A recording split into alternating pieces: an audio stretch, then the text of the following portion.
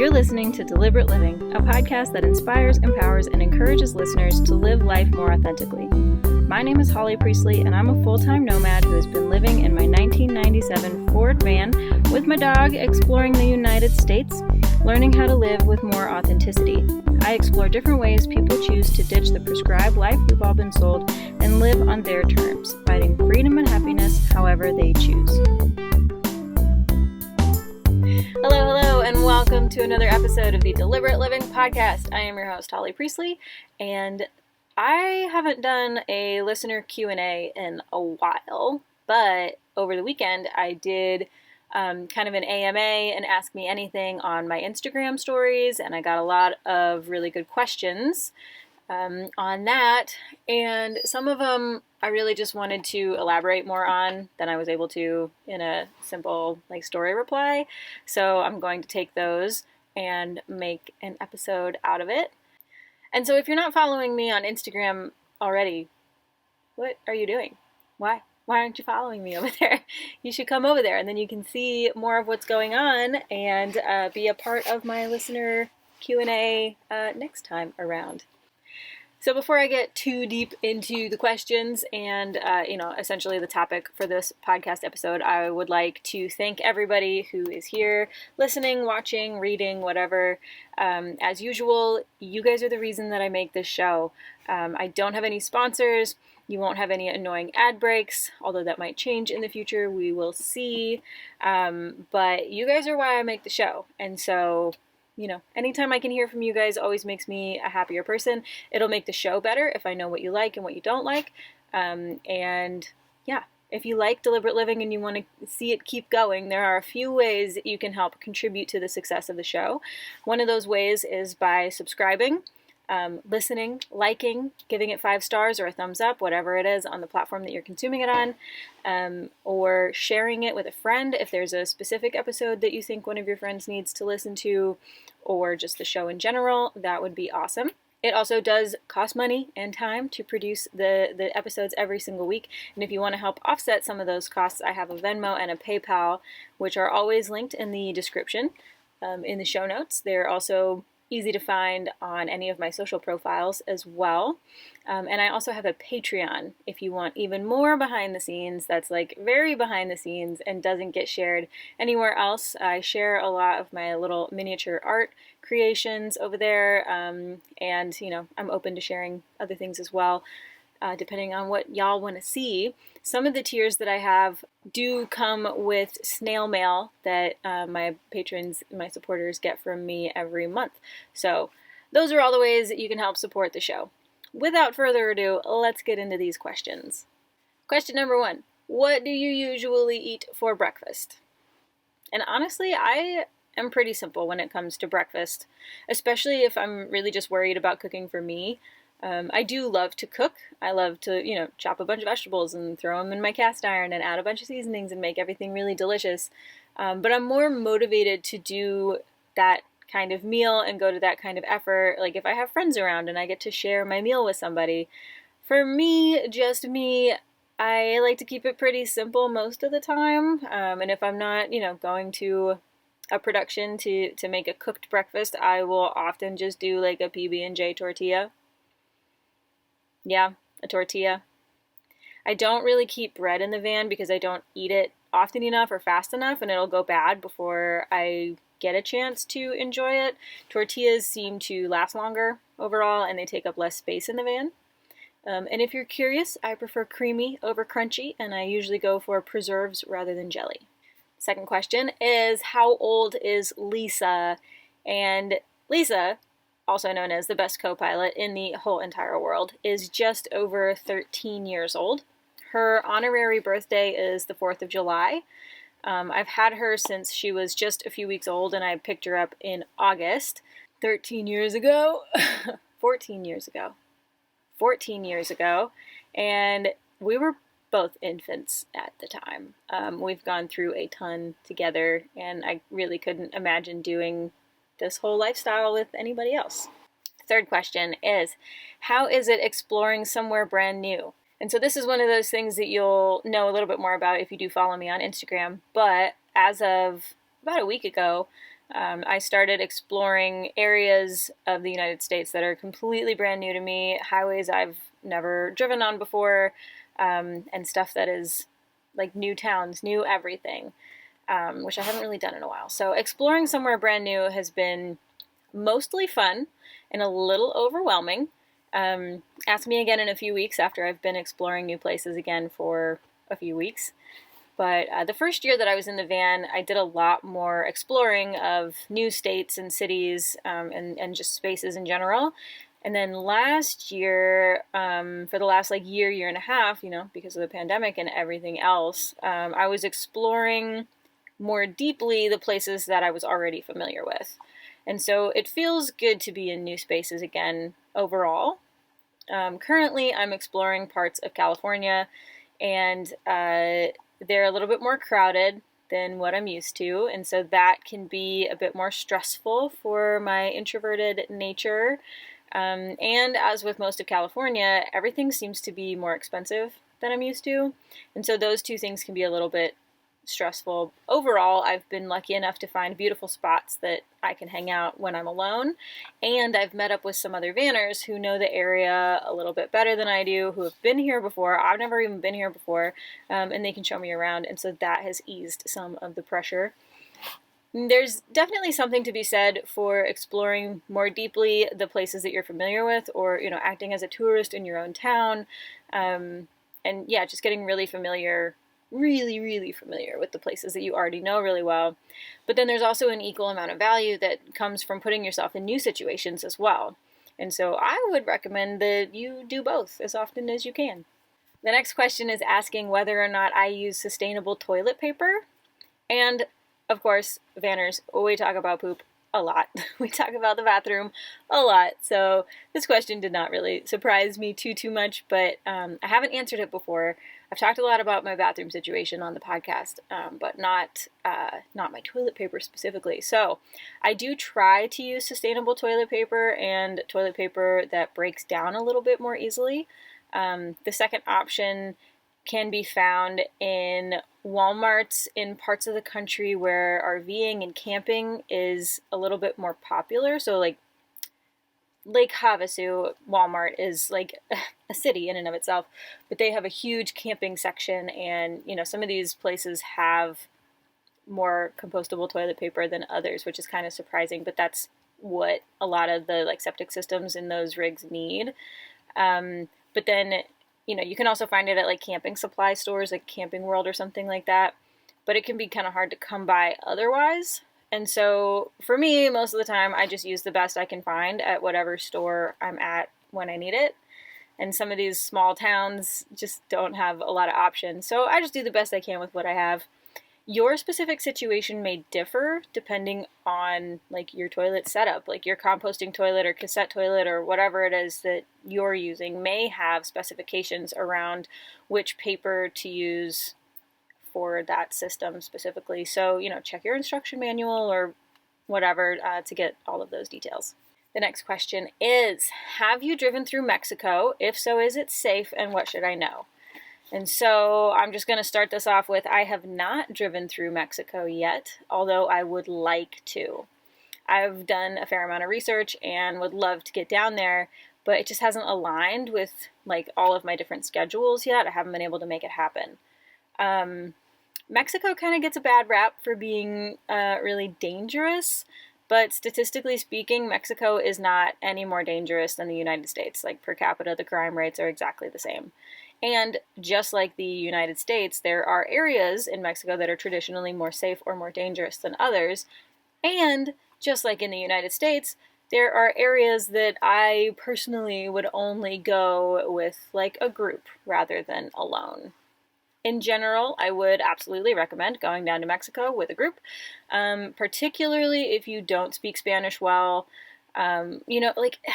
It's going to happen, right? Like if something just happens to your vehicle and you have to find a mechanic or some such, and like having that support system, having a group with you, maybe even having an extra rig to like temporarily move into could provide like a lot of peace of mind and would be really helpful in that situation.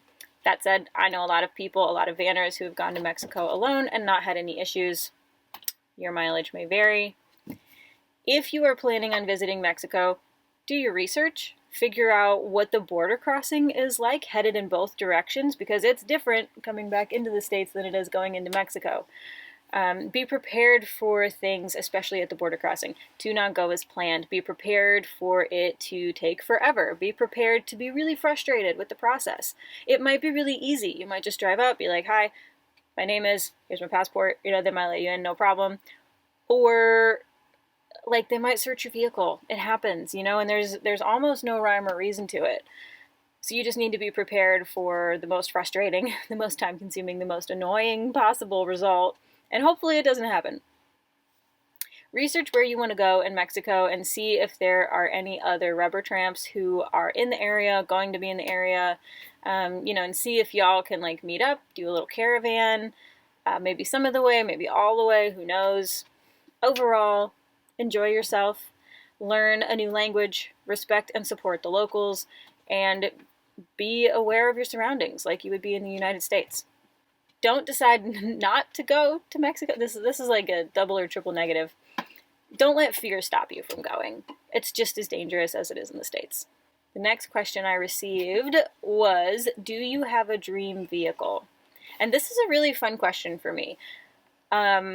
Because like I don't really know a lot about like specific vehicles. I don't know a lot about like certain makes and models or anything like that. So I don't know which vehicle would fit my specifications of a dream vehicle.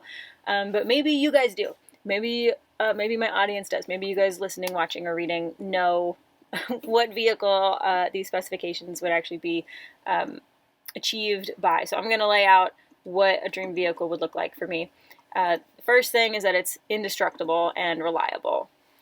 Second thing, kind of part of the first thing, is that it's easy to fix either on my own or find mechanics who can do the work. I don't want to have to take it to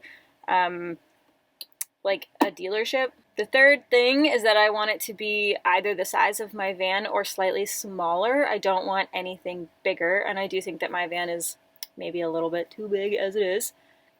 I do want it to have straighter walls than my current van and fewer windows. I want it to have good clearance and maybe even like some 4x4 capabilities. And then the final thing is that I want it to get as good or better gas mileage than I currently get. And I currently average around like 14 to 16 depending on the season and where I'm driving. And that's pretty much it. Those like 6 things. I can build out the interior any way that I want, so I'm not really worried about what the interior looks like. There are some components of my current setup, of my current rig, that I really like. I really do like the clearance. I like the reliability. I like the ease of fixing. It's an old Ford. Pretty much all mechanics know how to work on old Fords rather than being something more complicated that has to go to a dealership. But there are some things that I would change about my current van. Like I said, straighter walls, fewer windows, better tires, or like ability to get places. And like I said, I don't know anything about like the makes or models of vehicles and like what might fit my needs. But if you know something, leave me a suggestion in the comments or something. The next question I received was, I know recycling is dependent on location. Is it easy for you to find places to recycle? And so I used to separate my recycling the first year that I lived in the van, and I would just keep all of my recycling in the van until I found a place to recycle it properly, which wasn't really a problem for me at the time. I was spending more time in cities. Denver in particular has some good recycling programs. And a lot of the other cities I went to, I was able to find recycling bins. But then the pandemic hit, and I started spending more time away from towns and away from cities for sure, longer and longer periods. And just like not visiting very populated areas where recycling is most often found. So I stopped separating my recycling and, keeping it in quantity in the van. And I just started, throwing things away, which is sad. I still recycle when I can, when I'm in areas where it's a thing, but I also don't beat myself up if I have to throw away a box or a bottle, the next time I find a trash can either. So I try, I do the best I can, but I don't try to overdo it these days. The next question is, about how many miles a week do you get in with your runs or with your hiking? And so I run every other day. And so some weeks that means that I run 3 days a week, and some weeks that means that I run 4 days a week. And right now, emphasis on that right now, because this is continually evolving, I'm trying to get my base run to be about 6 miles, and then usually doing a longer one once a week or two, once every week or two, as well as I'm able to, based on like where I happen to be located, and like what kind of timeline I have, if I can spend a few extra hours out running. So this basically just means that I'm averaging about 20 to 30 miles a week with my running. Hiking is vastly different because I don't do it as regularly. It's not as much part of my routine as running is. Running is part of my morning routine, so it happens every other day. So I can't really answer the hiking part of that question definitively, unfortunately. The next question is, what is my fave state? And this question is so hard. It's so hard. I don't know that I can just pick one single state as a favorite, because there are elements of most of the ones that I visited that I love, and also elements in most of the ones that I visited that I could do without. A lot of my preferences on what state I'm liking the most at the moment kind of depends on the season that I'm visiting that state in, who I'm meeting there, if anyone, what activities I'm going to get into, etc., etc. I do have a soft spot in my heart for Colorado because it has so many different terrains and activities and seasons and, just overall a ton of things that I love. But it's becoming increasingly expensive, crowded, hard to live in. As a vanner, or especially as a stationary person, it's getting to be a little bit prohibitive. Arizona is becoming a favorite as well, again, because of the variety in landscapes and the variety in activities. It's also not too crowded, and the cost of living is relatively low in comparison. I would say overall, like, I do spend the majority of my time in, and I do enjoy the Four Corners states. So Colorado, Utah, Arizona, New Mexico, which is not really picking a fave state, but it's picking a fave area. Like 4 favorite states. I could really go on and on and on. I could do a whole episode just about like each state that I've, briefly lived in over the last 3 years and what I like and don't like about each of them. There's something out there for everybody. And the final question is, what is your writing schedule like? And I wish I had more of a writing schedule, to be honest. I do write every single morning as part of my morning routine, which I talked about in a previous podcast episode. So if you want to learn more, go look at that. I often do write later in the day as well. It's not just in the mornings. And my later in the day writing is usually for work or for the podcast or for other personal projects. And so if I had to look at my schedule and see where writing fits into it, I have my morning routine, and that includes writing. And then I'll work, which almost always includes some form of writing, for a few hours after my morning routine. And so usually around like midday or early to mid-afternoon, I need a break. My brain is exhausted. I cannot focus anymore. And so, yeah, midday to early to mid-afternoon, like I stop working for a little while. If it's a drive day, I use that time to drive. If it's not a drive day, I have to find some other way to kind of reset myself. I'll go outside, get some fresh air, maybe like some super light exercise, like walk around with the dog, explore whatever woods I'm in, and or like just let my mind relax with something that's like not work related for a while. And so sometimes after that, I will come back to work a few hours later. And sometimes I just have to be done for the day, and it kind of depends on my workload, but also my mental capacity. And that's one of the best things about working for myself and being freelance is that, when my brain is done, I can beat myself up over it all I want, but like, if my brain is done, my brain is done, and I don't necessarily have to like sit in a cubicle and like pretend to be busy for the rest of the day when my brain is just shut off already. So, that just about wraps up the Q&A for this particular episode. If you have any questions that I didn't answer in this episode or in, maybe a previous one, or if one of my answers spawned another question, go ahead and send those to me. I'll do my best to answer them individually, and they might make it into a podcast episode in the future. Who knows? But yeah, let me know how you like your PB&Js. Let me know if you have a dream vehicle, if you have a riding schedule, any of those things. Take any of the questions. If any of them resonate with you, send me your answers for those as well, because I'm always curious how other people make life work for them. And as I said at the top of the show, if you could go ahead and subscribe, comment, hit the notification bell, share it with your friends, send me a little something via Venmo, PayPal, Patreon, whatever it is, that would be awesome. And I hope you guys tune in next week for another excellent episode. Bye! We've reached the end of this episode of Deliberate Living. You can find the show notes and everything I referenced over on my website, hollycpriestley.com, and be sure to subscribe wherever you listen to podcasts, on YouTube if you watch the video version, or find the written version on my website. Come follow our journey on Instagram, YouTube, Facebook, LinkedIn, and our website. I like to share updates and behind the scenes on the road. If you want to help offset some of the costs that go into producing the show, I also have a Venmo and a PayPal set up. And if you want some behind the scenes activities and maybe even some snail mail in your mailbox, come join us over on Patreon.